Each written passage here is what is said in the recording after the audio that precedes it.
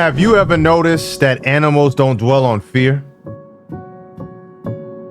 A gazelle escapes a lion's claw and minutes later is grazing peacefully again.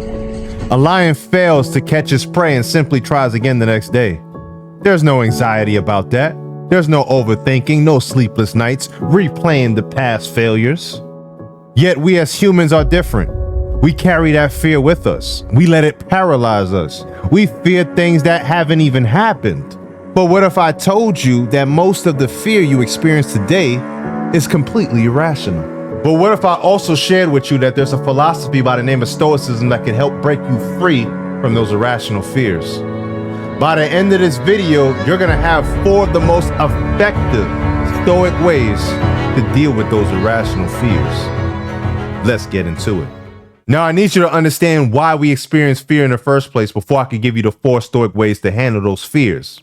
Understand that fear is hardwired into each and every one of our brains. It's what kept our ancestors alive. It's what helped them avoid predators, avoid poisonous food and dangerous situations. But the problem nowadays is we're no longer being chased by lions and tigers. Most of us don't even live near them. So now the brain replaces real fears for irrational ones, like embarrassment, being judged, feeling of uncertainty, failure. None of these things that put you in real immediate danger. And unlike animals, we don't let go of this shit. We keep replaying these fears in our minds over and over, feeding them, making them stronger. We fear things that haven't even happened yet, imagining the worst case scenarios before they even unfold. Seneca had a quote that we suffer more in imagination than we do in actual reality. And ain't that the damn truth? Most of the suffering that us modern day humans endure is self-inflicting, existing only in the mind. And the Stoics knew this more than anybody, and they developed ways in order to not suppress the fear, but to confront it head on. Number 1, it is a question that every Stoic must ask, and that is this within my control? Seems like a very simple question, but it's one that could change everything. Because in most cases, the harsh reality is most of the things in which we fear, we can't control. You can't control what people think of you, man. You can't control whether your job decides to promote you or not. You can't control every outcome going in your favor. A Stoic recognizes this harsh truth and understands what you can control is your preparation, your response, and just the effort you put into whatever it is you're trying to achieve. Most of the people are going to spend the rest of their lives trapped focusing on the things in which they can't control. But for you to break free from the trap, focus only on the controllable. You see, the moment that you switch your mindset from the what if to what can I do about it, fear starts to lose its grip. So the next time fear creeps into your life, ask yourself the question, is this within my control? If it is, you must act on it. If not, let it go.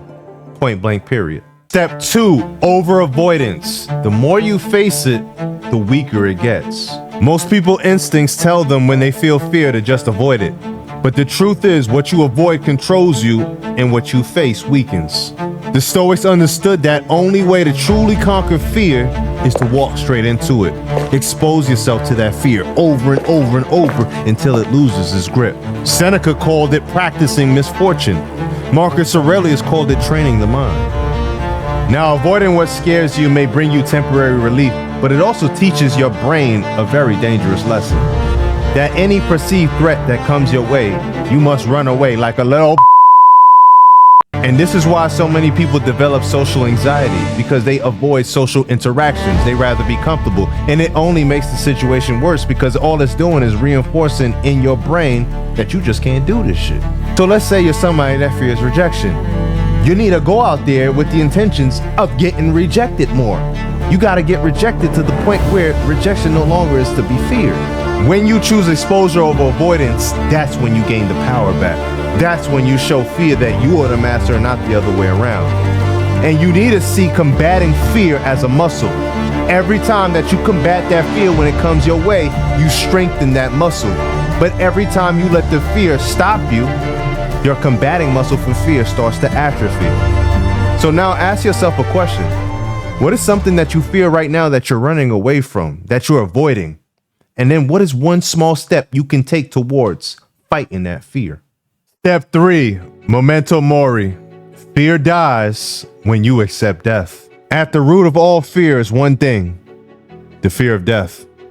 But the Stoics had a powerful tool against this: memento mori, remember you must die. This powerful practice that Stoic used is not to be morbid, but to remind ourselves something liberating. Your time here is limited. I'm sorry to break this to you, but you will die. And once you can fully accept that, fear loses its tight grip on you. Let's say you fear failure. Well, your ass just gonna die anyway, so it don't even matter that you fail. Let's say that you fear embarrassment. Well, in 100 years from now, everyone that ever known you, that's seen you embarrassed, is gonna be dead, just like you. Everybody's gonna forget. Nobody's gonna be on the planet that even known your ass. Now, I really want you to think about this statement that I'm about to make right now. Why do you really think we fear failure? We fear rejection and all of these things? Because we see it as a form of death. You see, for most of human history, being a part of a tribe wasn't a preference. It was a matter of survival. So thousands of years ago, if you were kicked out of your clique, you was kicked out of your tribe, your clan, you were socially rejected, that meant you no longer had access to immediate food. You no longer had access to shelter. You no longer had access to protection to help you fight predators. So, in a sense, it really was a death sentence for you being rejected. So we all have this hardwired deep into our brain, this fear that if I'm rejected, I will die. Some deep shit. Yeah, I know. So this is why simple things like public speaking could trigger the fight or flight response to people, because they're believing that if I mess this up, I won't survive this. You fear failure because you have attached winning into your identity. And if you don't win, it's a small death to your identity. It's the same thing with embarrassment. Embarrassment triggers shame, which makes you feel like you don't belong, that you're being rejected. But in all actual reality, nobody gives a damn about what just happened to you as much as you do. Seneca said, rehearse death. To say this is to tell a person to rehearse freedom. A person who has learned how to die has unlearned how to be a slave. So start practicing your awareness of death so that you can detach yourself from being a slave to external pressures, desires, and societal constraints of the world, achieving your true freedom. Even the wealthiest man of his time, the most powerful man of his time, Marcus Aurelius, reminded himself every day, you can leave life right now. Let that determine what you do, say, or think. If he had to remind himself every day, at any moment, death could come, to live with a sense of urgency and purpose, what makes you think you should not do it too? So just remember that the fear of failure, the fear of rejection, all this is just a fear of a fake death. It is your tribal brain overreacting to something that's meaningless. Your solution is to contemplate your death every single day. Contemplate your mortality, because this is the only way you can truly create a sense of urgency to fight your fears. I promise you, if you truly felt that today was going to be your last day here on this planet, you will go running towards your fears and you will start swinging, giving it all you got. So practice every single day like today's going to be your last, because it very well may be. And number 4, the power of reason. Now, this is so important for you to understand, so listen up. Us as humans, we develop the emotional side of the brain first. Then we develop the logical side, the reasoning. Now, the emotional side is called the limbic system and is responsible for processing emotions. This is why infants can express and feel emotions before they can think logically and with reasoning. Now, by the age of 7, this is when structured reasoning starts to happen. And by mid-20s, that's when reasoning starts to fully develop.